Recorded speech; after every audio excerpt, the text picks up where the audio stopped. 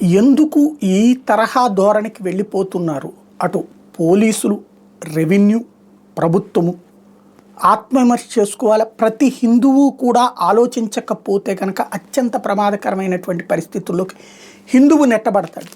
ఒకసారి సంప్రదాయంగా ప్రారంభించింది, ఆ తర్వాత చట్టం అయిపోతుంది. ఇప్పుడు లైక్ మొన్న రాయచోటి దగ్గర చెప్పినటువంటిది ఏంటి, ఆ సదరు పోలీస్ అధికారిని గారిది బాగా వైరల్ అయింది కదా. మసీదు ముందు నుంచి వెళ్ళేటప్పుడు 100 మీటర్ల యువతల 100 మీటర్ల అవతల దాకా కూడా నువ్వు నీ సంబంధించినటువంటి బ్యాండ్ మేళాలు కానీ ఈ సంగీతం కానీ ఏమి వినిపించడానికి వెళ్ళేది. ఇది రాజ్యాంగం రాసిందా, లేకపోతే మన రాష్ట్ర పోలీస్ శాఖ ప్రత్యేకంగా రాసిందా?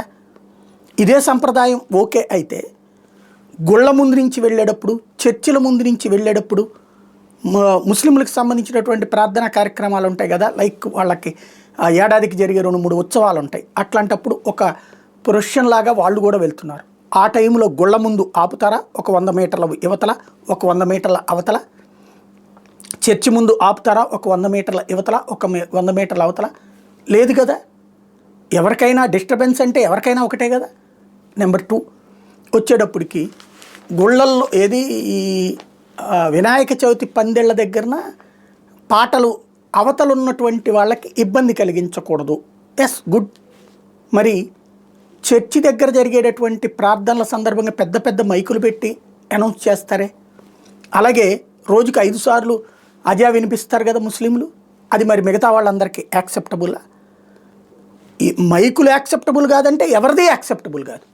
లేదా ఎవరికి వాళ్ళకి వాళ్ళ కార్యక్రమానికి సంబంధించిన ఏడాదిలో జరుపుకునే వినాయక చవితి రోజును పెట్టే మైకే నచ్చకపోతే రోజుకి 5 సార్లు వాళ్ళు వినిపిస్తున్నారు కదా.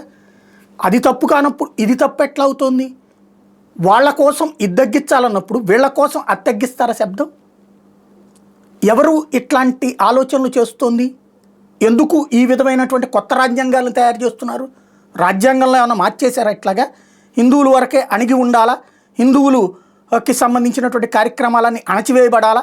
అదే మిగతా వాళ్ళదానికే అడెవడో మహమ్మద్ గజనీ లాంటి కూడా ఇట్లాంటి తీర్పులు చెప్పలేదే. ఎందుకు జరుగుతోంది? తర్వాతన మచిలీపట్నంలో కరెక్ట్గా గణపతి ఉత్సవాలప్పుడు కావాలని చెప్పి ముస్లింల బ్యానర్లు, జెండాలు ప్రతి పోల్కి పెడతారు. అదే హిందువులకి సంబంధించినటువంటి పండగలప్పుడు అది పెట్టారు. ముస్లింల పండగలప్పుడు అట్లా పెడితే ఒప్పుకుంటారా? ఎందుకు ఇలా జరుగుతోంది? అట్లాగే ఇక్కడ తాజాగా జరిగినటువంటిది ఏంటది, మసీదు ముందు నుంచి వెళ్ళేటటువంటి సందర్భంలో అసలు ఆ రూట్లోనే, శోభాయాత్ర రూట్లోనే మసీదు టచ్ కాకూడదా? అంటే నువ్వు కొత్తగా రాజ్యాంగం రాస్తున్నారా ఇక్కడ పోలీసులు? లేదంటే ప్రత్యేకించి రెచ్చగొడుతున్నారా? ప్రత్యేకించి అధికారాలు ఒకళ్ళకి ఇస్తున్నారా? అట్లాగే తాజాగా అక్కడ క్రిస్టియన్స్ ఫీల్ అవుతున్నారని చెప్పేసి ఆ ఏరియా చర్చి ముందు నుంచి, అక్కడ ముందు నుంచినే గణేశుడి విగ్రహాలను తీసుకెళ్ళి నిమజ్జనం చేసేయడం పోలీసులు నంద్యాల దగ్గర. ఏంటిది అసలు? ఎటు వెళ్తున్నాం మనం? హిందువులు అనేటటువంటి వాళ్ళు మైకు పెట్టుకోవాలంటే మసీదు పర్మిషన్ తీసుకోవాలి, చర్చి పర్మిషన్ తీసుకోవాలా? ఆ రోజున కాంగ్రెస్ పార్టీ తీసుకొచ్చినటువంటి చట్టాన్ని ఇక్కడ ఏమైనా అమలు చేసేసారా ఏంది? ఎన్ఓసి తీసుకుందామా ఇక పైన? మసీద్ దగ్గర, చర్చి దగ్గర వాళ్ళ కార్యక్రమాలు మాత్రం జరపచ్చా? ఇది అర్జెంటుగా హిందువులు కూర్చుని ఆలోచించకపోతే, హిందూ సంఘాలు అంతకుముందు గొంతు చించుకునేటటువంటి వాళ్ళు ఒక్కడు నోరు మీద పట్టలేదు. ఏదో వీర పౌరుషాలు ఉన్నాయని చెప్పేసినటువంటి వాళ్ళు ఒక్కళ్ళు దాని మీద స్పందించడం. అదేమంటే సోషల్ మీడియాలో కాదు కదా, లీగల్ ఫైట్ అక్కడ వాళ్ళు చేశారు పాపం. నిజంగా వాళ్ళు అక్కడ ఉన్న హిందువులు తిరగబడ్డారు. చర్చ జరపండి. ఇప్పుడు చర్చ జరగకపోతే మీకేమన్నా పర్సనల్గా కనుక రాజకీయ దురదలు ఉంటే ఆ దురదలు మీరు గోక్కోండి. హిందూ సమాజానికి గోక్కబాకండి. హిందూ సమాజానికి పుళ్ళు పడేటట్టు చేయబాకండి. హిందూ సమాజపు యొక్క ఉనికిని నాశనం చేసే కుట్రలకి ఇప్పుడు పులి స్టాప్ పెట్టకపోతే రేపు పొద్దున ఇదే ప్రశ్న వేస్తాడు ఎవడైనా సరే. ఇంతకుముందు తెలుగుదేశం, జనసేన, భారతీయ జనతా పార్టీ గవర్నమెంట్ ఉండగానే ఈ నిర్ణయాలు జరిగినాయి అని చెప్తారు. అప్పుడు ఏం చెప్తారు సమాధానం? ఒక్కసారి ఆలోచించుకోవాల్సి ఉంది.